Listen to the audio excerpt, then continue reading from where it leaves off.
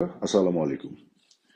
কে সত্য কথা বলছেন, প্রফেসর ইউনুস নাকি ব্রিটিশ প্রধানমন্ত্রী কিয়ার স্টারমার? এই বিষয়ে বিশদ ব্যাখ্যায় যাওয়ার আগে কতগুলো অন্য বিষয় আপনাদের সামনে তুলে ধরি। গত 5 মাসে আপনারা দেখেছেন ইউনুস সরকার প্রতিটি ক্ষেত্রে ব্যর্থ হয়েছে। তারা কিন্তু গত 5 মাসে অনেকগুলি প্রকল্পের ব্যয় বাড়িয়েছে, কিন্তু নিউজ পেপারে হেডলাইন করতে দেয়নি। কেন এই প্রকল্পের ব্যয়গুলি বাড়ালো? শুধু তাই নয়, তারা এর মধ্যে আপনারা দেখেছেন শেয়ার মার্কেট থেকে কত হাজার হাজার কোটি টাকা মূলধন হারিয়ে গেছে। সেই বিষয়ে কোনো ব্যাখ্যা নেই কিন্তু। শুধু তাই নয়, বাজারের যে অবস্থা, মানুষের কিন্তু নাভিশ্বাস উঠে যাচ্ছে এবং তারা কোনোভাবে বাজার নিয়ন্ত্রণ করতে পারছে না। অন্যদিকে প্রফেসর ইউনুস তার নিজস্ব 666 কোটি টাকার যে কর, তার নিজস্ব একটি প্রতিষ্ঠানে সেটি মাফ করে নিলেন, কিন্তু জনগণের উপরে আবার ভ্যাট উনি প্রয়োগ করলেন এবং 100টির বেশি নিত্য পণ্যের উপরে কিন্তু এই ভ্যাট প্রয়োগ করা হয়েছে। তার মানে মানুষ আরো দরিদ্র হবে। শুধু তাই নয়, যেভাবে গ্যাসের দাম বাড়ানো হয়েছে, বিদ্যুতের দাম বাড়ানো হয়েছে, চিন্তার বাইরে। এবং এবছর বিভিন্ন সার্ভেতে দেখা যাচ্ছে অনেক মানুষ বেকার হয়ে গেছে, গতবারের তুলনায় অনেক বেশি হারে মানুষ বেকার হয়ে গেছে। এবং গত বছর যখন আমাদের প্রবৃদ্ধির হার 6%-এর উপরে ছিল, এবার সেটা 1.8%-এ নেমে এসেছে। প্রবৃদ্ধির অবস্থা খুবই খারাপ এবং একটির পর একটি কলকারখানা বন্ধ হয়ে যাচ্ছে। এবং যখন সেই কলকারখানার শ্রমিকরা যখন তাদের বেতনের দাবি করছে, তারা যখন তাদের কলকারখানা চালু করার জন্য দাবি করছে, তখন রাস্তায় তাদেরকে গুলি করে হত্যা করা হচ্ছে। গত 5 মাসে সেই ঘটনা ঘটেছে। এখানে দেখা যাচ্ছে ম্যানুফ্যাকচারিং সেক্টর মাত্র 1.4% হারে বেড়েছে, অথচ গত বছর এটি 10% হারে বেড়েছিল। এবং দেখা যাচ্ছে যে সার্ভিস সেক্টর মাত্র 1.5% হারে এটা বৃদ্ধি পেয়েছে, প্রবৃদ্ধি ঘটেছে, অথচ গত বছর এটি 5.1% হারে প্রবৃদ্ধি হচ্ছিল। তো প্রতিটি ক্ষেত্রে এত বিশাল ব্যর্থতার ফলে ইউরোপ সরকার একটি কৌশল হাতে নিয়েছে। এবং এই যে গণতন্ত্রের ট্রানজিশনের ক্ষেত্রে নির্বাচন অনুষ্ঠান করা এবং সেটি করতে গিয়ে যে একটা রোড ম্যাপ দেওয়া, সেক্ষেত্রেও কিন্তু তারা ব্যর্থ। যে কারণে তারা এখন যেটি করছে, মানুষকে তারা জননিরাপত্তা দিতে পারছে না, আইন শৃঙ্খলা পরিস্থিতি কোনো উন্নতি ঘটছে না, মানুষকে তারা বোকা বানানোর জন্য মানুষের অ্যাটেনশনটা তারা একটু ডাইভার্ট করার চেষ্টা করছে। কিভাবে?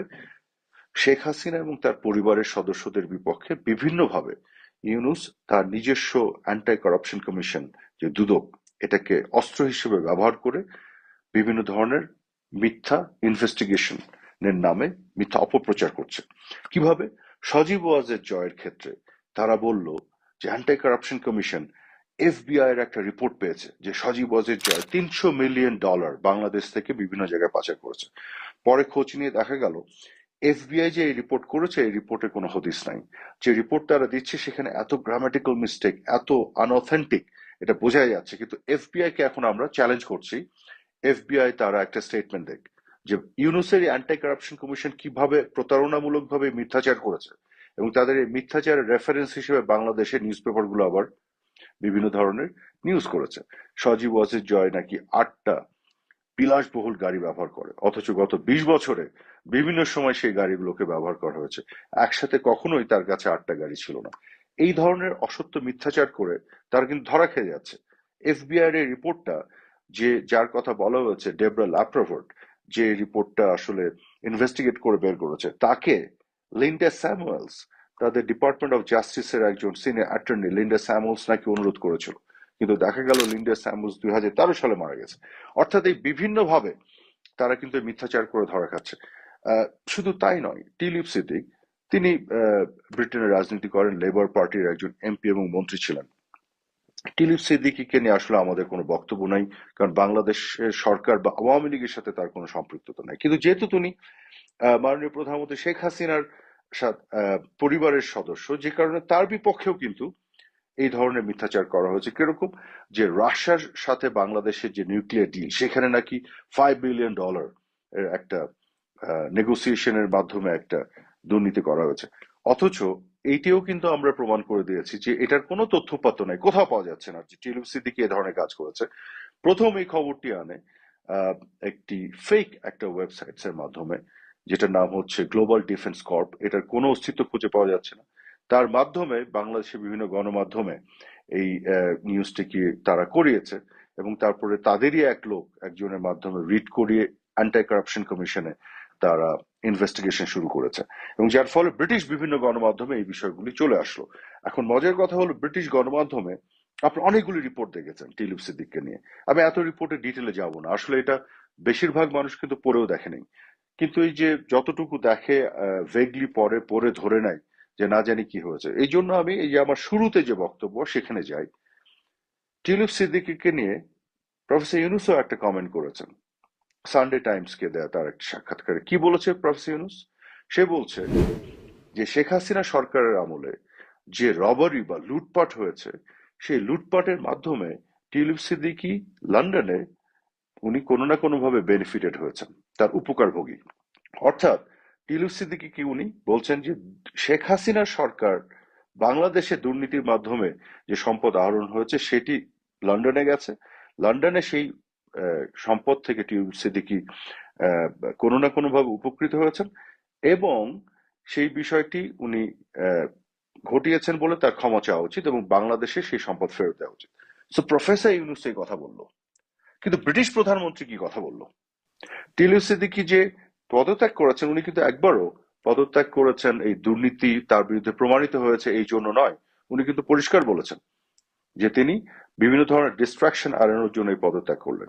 কিন্তু সেই পদত্যাগ পত্র যখন উনি দিয়েছেন, তার বিপরীতে ব্রিটিশ প্রধানমন্ত্রী কিয়ার স্টারমার কি লিখেছেন? উনি পরিষ্কার ভাবে বলেছেন যে টিউলিপ সিদ্দিকীর এই বিষয়টি নিয়ে একজন স্বাধীন অ্যাডভাইজার স্যার ম্যাগনাস উনি একটি রিভিউ করেছেন, এবং রিভিউ করার পরে টিউলিপ সিদ্দিকীর বিরুদ্ধে কোনো ধরনের অসঙ্গতি বা কোনো ধরনের মিনিস্ট্রিয়াল কোড ভঙ্গের কোনো নজির খুঁজে পাওয়া যায়নি। অর্থাৎ যতগুলি নিউজ পেপারে যত রিপোর্ট আপনি দেখেছেন, ইভেন প্রফেসর ইউনুস সানডে টাইমসকে ইন্টারভিউতে যে অভিযোগ করেছেন, সকল অভিযোগের কিন্তু উত্তর এক কথায় ব্রিটিশ প্রধানমন্ত্রী দিয়ে দিয়েছেন। উনি পরিষ্কার বলে দিয়েছেন যে টিউলিপ সিদ্দিকীর কে নিয়ে, তার এই অভিযোগগুলোকে নিয়ে ইন্ডিপেন্ডেন্ট রিভিউ হয়েছে, ইনভেস্টিগেশন হয়েছে, এবং সেই ইন্ডিপেন্ডেন্ট রিভিউ করার পরে পরিষ্কার বলা হয়েছে এবং যেটি ব্রিটিশ প্রধানমন্ত্রী সেই বক্তব্যকে গ্রহণ করেছেন যে টিউলিপ সিদ্দিকের বিপক্ষে কোনো এই ধরনের কিছু পাওয়া যায়নি। তাহলে এখন বলুন, প্রফেসর ইউনুস যে কথা বলেছেন টিউলিপ সিদ্দিকীকে নিয়ে, এটি কি সত্য, নাকি ব্রিটিশ প্রধানমন্ত্রী যেটি বললেন কিয়ার স্টারমার সেটি সত্য? প্রফেসর ইউনুস তো পত্র পত্রিকায় বিভিন্ন অভিযোগের ভিত্তিতে কথা বলে দিলেন আন্দাজ করে, কিন্তু কিয়ার স্টারমার কিন্তু আন্দাজ করে কথা বলেনি।